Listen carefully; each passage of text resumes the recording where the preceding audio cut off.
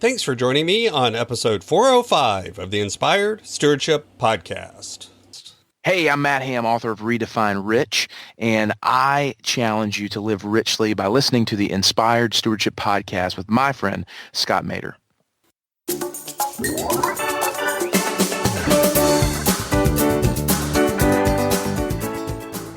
It's absolutely not perfect. Everything is not where I want it to be. But you know what? I'm still happy. I'm okay where I'm at. I'm content. The difference between contentment and complacency is I'm okay where I'm at and I just want to stay here. It's about staying where you're comfortable. Welcome and thank you for joining us on the Inspired Stewardship Podcast. If you truly desire to become the person who God wants you to be, then you must learn to use your time, your talent, and your treasures for your true calling. In the Inspired Stewardship Podcast, you will learn to invest in yourself, invest in others, and develop your influence so that you can impact the world.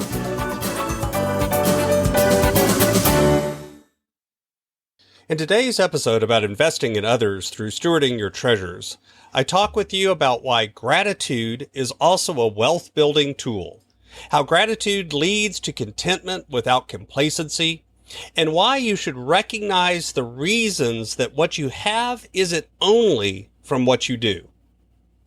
As we talk about stewarding your treasures, wouldn't it be great if you could support this podcast and do it without costing yourself an extra dime? Turns out you can. All you have to do is use inspiredstewardship.com/Amazon when you're ready to make a purchase via Amazon, and a small commission will come back to support the show. If you enjoy the show when you're ready to buy from Amazon, just use inspiredstewardship.com/Amazon.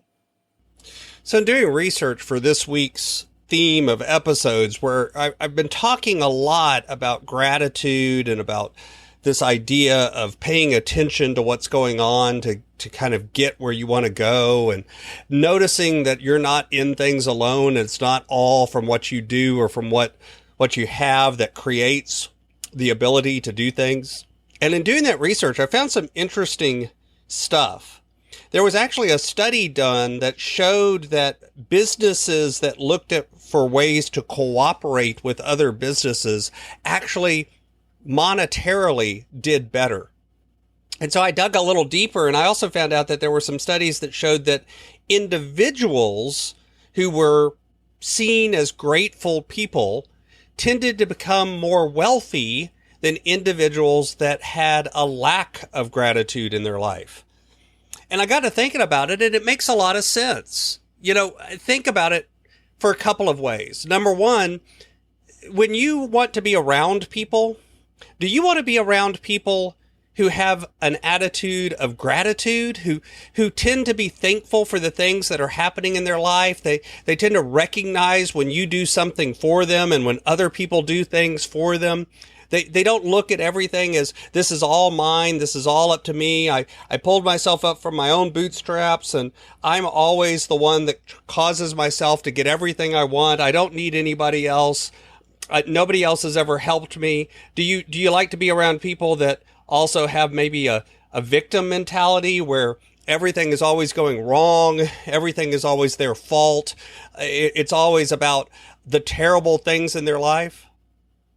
If you're like most people, you don't enjoy being around those people. In fact, you enjoy being around people that have a tendency to be grateful in their life, to look at things as the positive side of things more often than not.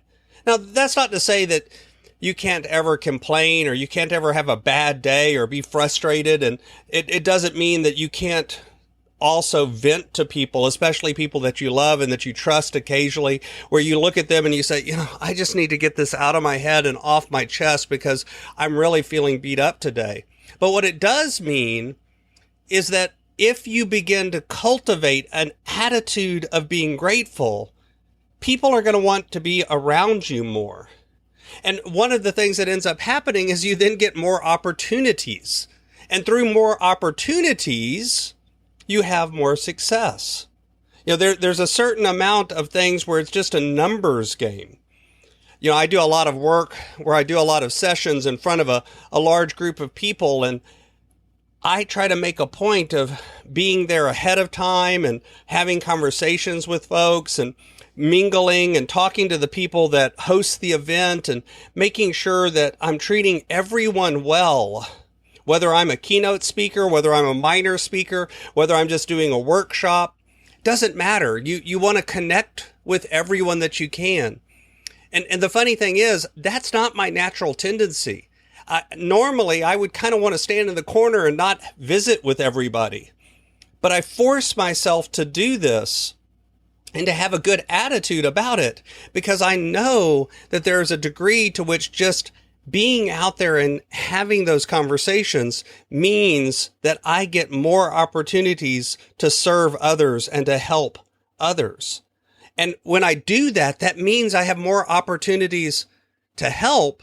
More often than not, that comes back to me also in other ways. It's why I don't mind popping on a call and having a conversation with somebody and helping them solve a problem. It's not about, well, I'm going to turn that into business and I'm going to make sure that they sign up for coaching. Sometimes they do. Sometimes they don't. But because of that, there's lots of people that I know, that I have contact with, that I have had conversations with, that if and when there is something that I need help on and they're able to do it, they would. Not because I want them to, not because I've manipulated them into it, but because the sincere help creates gratitude in them. And when we have gratitude, we want to pay it back. And when you create gratitude in other people, they want to pay it back. This is a great way of investing in others. This is a great way of helping others by just being grateful for what they do for you. See, over time, what happens is as you cultivate that attitude of gratitude, you begin to get more content with your life. You begin to look at your life and go, it's not perfect. It's absolutely not perfect. Everything is not where I want it to be. But you know what? I'm still happy. I'm okay where I'm at. I'm content. The difference between contentment and complacency is I'm okay where I'm at and I just want to stay here. It's about staying where you're comfortable. Contentment is about being okay where you are, but still being open to movement, still being open to change, still being open to growth, still being open to new opportunities, still being open to stepping out and doing other things. Complacency is static. Contentment is active. And that activity, gratitude, is active. That activity creates connections with others. It allows you to invest in others. But the first step to doing that, the first step to being open to being grateful to other people, is to recognize the fact that where you are, how you got here, everything that you have didn't just come from the work that you do. Not that you didn't earn part of it, not that you didn't work hard, not that you didn't deserve what you got. That's not what I'm saying. This isn't about knocking somebody else because they've got more than you. This isn't about saying the rich people only got there by taking advantage of the poor. No, this is about recognizing the fact that whether your life is good or your life is bad, you didn't get where you are today alone. Some of it was you, and some of it was opportunities that you might have gotten, privilege you might have had that maybe you don't even recognize. It might have even been opportunities that came your way. It isn't only on you. Of course, in my life and with my belief system, I believe that it all came from God ultimately anyway. It was all blessings that God has put on my life. The good things in my life have been blessings that I can really see. And the bad things in my life, no, it's not that God caused the negative things. It's not that God caused bad things. But the truth is, the people of God and God were there with me when I went through them and allowed me to move through them in a way that still caused me to grow. And at the end of the day, to still be content and to still be able to move through them in a successful way. The same thing is true for you. Whether you recognize God or not, I guarantee you, you didn't get where you are alone. Good or bad, you didn't get where you are alone. It came from privilege, it came from opportunities, it came from help from other people, and it came from things that you may not even know happened behind the scenes that helped you. And you need to recognize that and be grateful for all of those things, because gratitude is truly a wealth building tool. Thanks for listening.